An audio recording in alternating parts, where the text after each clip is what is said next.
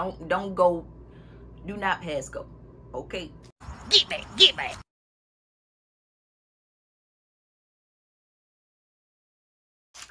Hey guys, it's me, Keri Kontours. We're about to talk about finance. Do you have money? Do you have money? Let's start there. Do you have money? But before we do, y'all need to go ahead and make sure you're subscribed to Keri Kontours' YouTube page. Make sure that you sign up for email notifications for KeriKontours.com. Make sure that you have turned the little bell on so that you get notifications anytime that I upload a new video. So I want to do a little bit of background about myself before I really get into it. So for me, the way that I got into finance and realizing that I wanted to be more mindful of my money was in college. I did have quite a bit of money just flowing through. Them refund checks was flowing, okay? Me and my girls was at the mall all the time. We was balling out. We was going out to eat. We was living our best lives, okay? And then we graduated from college and we had to start real life. Now, mind you, I still had roommates after college. They were my friends from college. And we still were trying to do the same things, but I did have to work. And the job that I had initially when I got finished with college was as a pharmacy tech. I got my pharmacy tech certification when I was in high school. So I used that as a way just to make a little bit of money while looking for a real job after college. No shade, that wasn't shade. But a job that required my degree that I paid a lot of money for. So with that, I wasn't making a lot of money, but I still had a lot of bills. I had run up credit card bills for myself, like my own credit cards. Well, I had to pay those monthly. I had to feed myself. I had to pay rent, paying rent in the DC area. If you know, you know, but I'm pretty sure it's in a lot of metro areas, but DC was insane, okay? Needed more money, didn't have money, was freaking out that I didn't have money.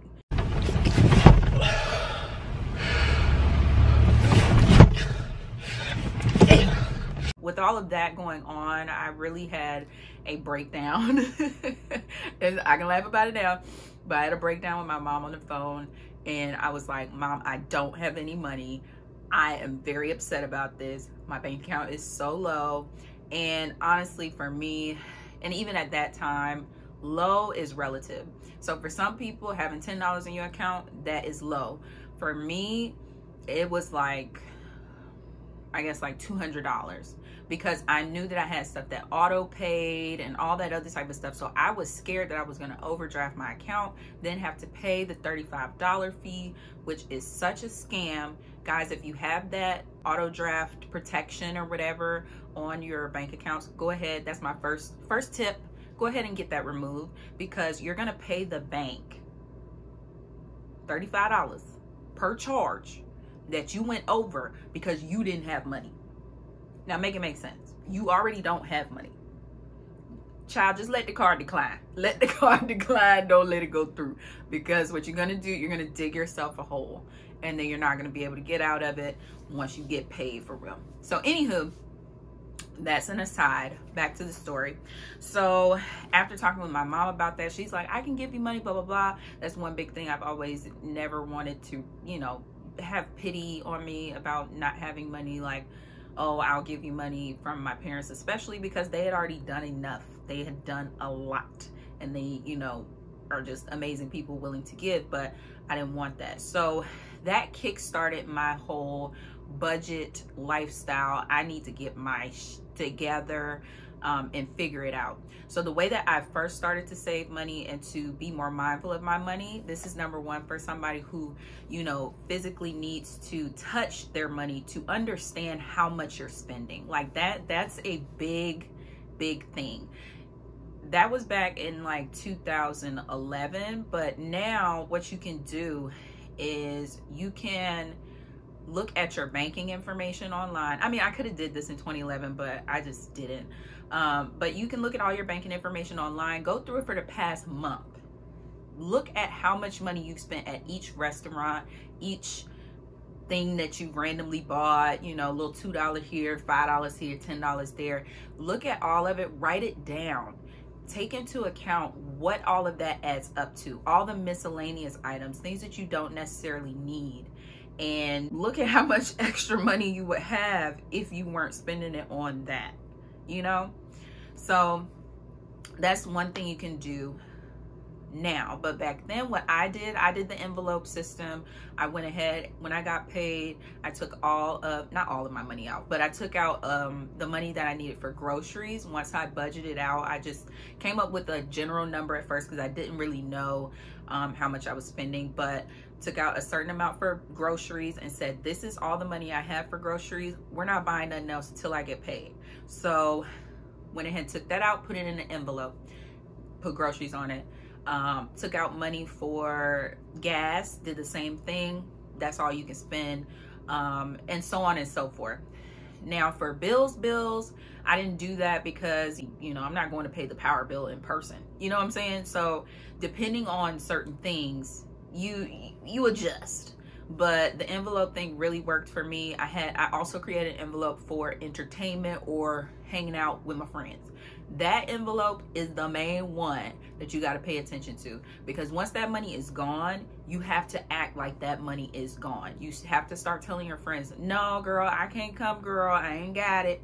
No girl. Now if they offer to pay, if you got some nice friends who offer to pay and they got it, okay, go. But my suggestion would be to really stick to not spending anybody's money, because you need to get used to the lifestyle of, in order to have money, I have to be disciplined and not spend money.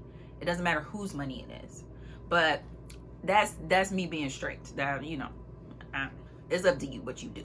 Once I got into budgeting like that, and I feel like maybe my friends, I guess after college, everybody sort of had money, a little bit of money, because, you know, they started working, and we were able to travel a lot more. And I think what happened was, as time went on, I think people were able to get more comfortable. I know for me, I was able to get more comfortable with money because I was actually taking the steps to put money in savings, to make sure I had extra money just randomly for no reason, you know, in case something came up that I wanted to do. And so my friends and I, we were able to start traveling. We were traveling all over the place all the time, and still do, except for 2020 because of the pandemic. But all of the saving that you do, or rather the non-spending that you do during the regular month, you have that money to use toward travel. You have that money to use toward something, you know, some big purchase that you want to make. So that, for me, to me, if you're able to be disciplined with your money, you're able to have more fun in the long run, man. Like, that's what I think a lot of people don't realize. Like, you're thinking about today. I want to go to the mall and get that shirt today. But if I was to save that money, if I was to randomly just have that money sitting somewhere, the homies could be like, hey dog, we're going to Mexico in a month. Can you come? Yeah, I can come. I've got extra money because I didn't spend my money on random stuff beforehand, you know? So that's just, you know, that's just one way to think about it. So like I said, your number one thing is knowing how much you're spending a month. That's where you can start with number one. Number two, which is really, it should be number one. So we'll say 1A and 1B. So 1A should actually be, how much money am I bringing in per month? Do you have money? Let's start there. Do you have money? How much money? If I make $10 an hour, I work 80 hours every 2 weeks, you know, boom, there we go. And that's just an example. I know that might be a little low for some. It might be on point for others. No judgment here. We all got to start somewhere. So yeah, you need to know that, and you need to keep in mind, don't create your budget based off of your salary or what you gonna get paid, how many hours you base it off of how much actually comes in, because you will play yourself. When them taxes hit, when the Social Security they take out, the Medicare, all that unemployment, all that stuff they take out, you're gonna play yourself and end up budgeting, like you'll be over budgeted for how much money you have, and then you'll end up with zero. You don't want your I mean, just for me, like I said, I didn't like having money get to below $200 at that point in time in my life. And I ain't had no money, for real. So if you're letting your accounts get below a certain amount, like, you need to figure out what is the exact amount that I will not let my account go below, and that is your discipline line right there. You start telling people no when you get about $100, around $100 or so near that amount that is your, I can't go below this amount. Some people's I ain't got no money is actually zero. My ain't got no money is higher than that, because you never know what you might need. You never know if an emergency might come up. You never know if maybe you ain't realized, oh snap, I didn't pay that bill that I thought I paid. You never know. You need to have the contingency in place. It's just helpful to you. I'm really not trying to be preachy, but it's really helpful to you in your life. It allows for you to have so much more freedom if you pay attention to your finances in that detail. Number 2, how many bills do you have to pay per month, and what are those bill amounts? If you know your student loan payment is $400 a month, you need to put that in your budget. Make sure it's there, make sure it's clear, make sure that you know the exact dates that has to be paid. If that company takes a day or two to take the money, that's a good thing to know as well, because you don't want to play yourself and think, oh, I have $700 in my account. Whoop, let's turn up. We going out. We gonna turn up. We going to eat. We going to do all this. And you thought that the $400 was going to come out on Friday, and it ain't come out till Monday. And you've been swiping your card all weekend. See, when you do clownery, the clown comes back to bite. Your payment might not go through. And that's not cute. That's not cool. And now you sad. Like, let's avoid sadness here, guys. Let's avoid sadness. As well, I think some bills that people don't really pay attention to at times are your streaming bills, like your auto debit bill, like things that are automatically going to come out. Your Apple Music, your Tidal, your Netflix, your Amazon Prime. That stuff is going to come out. Make sure that you have it in your mind and on your calendar that this money comes out on this day. It's just it's just easier if you see all of your bills right there beside your budget. You can now determine, when do I need to start telling these people, no, I can't go out and do this. I ain't got it.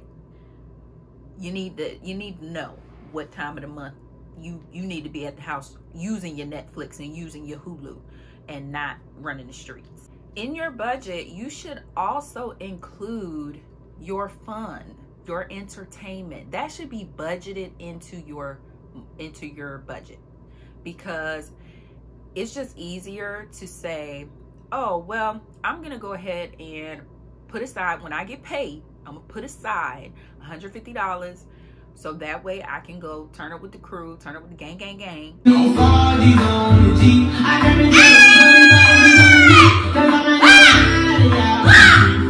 If we're pre-gaming at the house, that means I got less drinks that I need to buy when I'm out in the streets. You know, like, it's just certain things that you can think about to put yourself in a better situation, especially if you know that you don't have that much money or a grip on your money the way that you should. It should be very simple things like that. If you want to make it $100 per weekend, that's cool too. It's up to your budget. It's about $35, $40 for dinner, and then you got a couple of dollars left to go out to the club, and y'all should be really going to bars and stuff that's cheap if you know that you need to be on a budget. Do not live beyond your means because your people are living beyond their means, okay? Or living their lifestyle, okay? They might be able to afford it. If you cannot, do not do it. Go ahead and get that in your mind. Go ahead and get that in your spirit. Stop now. Don't go. Do not pass go, okay? Get back. And you want to make sure that you look into the amount that you're using for entertainment, that money comes after you've already put aside a certain amount for savings. Now, for me, I automatically have my savings money taken out of my paycheck. It don't even come to my regular account. It goes straight to my savings. That's one way to ensure that you automatically are saving money. But if you're somebody who all of your money just comes to one account and you want to save some and you move it later, I would suggest the day you get paid, the moment you get that notification, put the savings money away and then put your money for your entertainment onto another card. So for me personally, I went ahead and got a separate debit card. It's called a Green Dot card. I know a lot of people use Green Dot when it comes to their federal taxes, getting their tax money back. I mean, because my coworkers told me about it back when I worked in Atlanta, and I was like, oh, what? You get your taxes on a debit card? And they were like, yeah, because when you swipe that debit card, you get cash back. There is a monthly fee for using the Green Dot card. It is $10 a month, but every time you swipe that debit card, you accrue cash back. And it'll pop up on your phone and tell you you've gotten so-and-so amount back, is cash back, because you just spent money at so-and-so. So for me, I put a certain amount from my paycheck. I have it to where the Green Dot card information is associated with my pay. And when I get paid, money goes onto the Green Dot card and money goes into my savings account. That money is not in my budget because it's not money that I receive. So like I said in the beginning, you should only be counting the money or budgeting the money that you actually receive in your account. And that goes for this particular thing as well. Having your entertainment card being a completely different card is positive, because if you go out, and I don't know how old the people are who are going to be watching this, but if you go out, you're drinking, you're swiping, you don't know you don't know your left from your right, you swiping, you buying drinks, blah blah blah. When you hit the bottom of that Green Dot card, it's not gonna go through. So you done, right? Which is great. You done. You cannot go below zero. There is nothing below zero. So since you can't do that, you've already saved yourself. You're not going over, you're not running into your other bills, you're not overspending. If you go out with your debit card, which you use to pay your bills and etc., if you're just swiping that card and you've been drinking and you having a great time, you living your best life, you will overspend. Like your little budget that you came up with, you sat down at the beginning of the month and you went through your budget when you got paid, and da, da, da, da. All that goes to waste because you went out and you had your actual debit card on you and you decided to ball out. If you would have just took a Green Dot card or any other prepaid debit card with you that has a certain amount of money on it, you good. The only thing I would say for your Green Dot card with entertainment and stuff, if you're going out and you're riding an Uber, a Lyft, and so on and so forth, you need to make sure that the money that the card or whatever you have associated with your Uber or Lyft is your actual debit card. Like, that is key. You don't want to associate that with a card that'll run out of money, because you don't want to be stranded. Like, let's be clear. I'm not saying to do that, but just be mindful of that. So if you're somebody that goes out and you ride in Ubers and Lyfts, that needs to be part of your budget as well. Boom. Everything. Part of your budget, baby. Everything. Another positive for the Green Dot card specifically is that you get paid early with the Green Dot card. I know other prepaid cards like that, they do pay early as well. I'm not sure how they do it, but they do it. Whatever amount that you set is the amount that you want to go turn up with and entertain yourself with. You'll get that money a day before you're supposed to get paid. So me, I get paid on Saturdays, but my money goes on my Green Dot card on Fridays. So then it's like, hey, Friday night, let's go.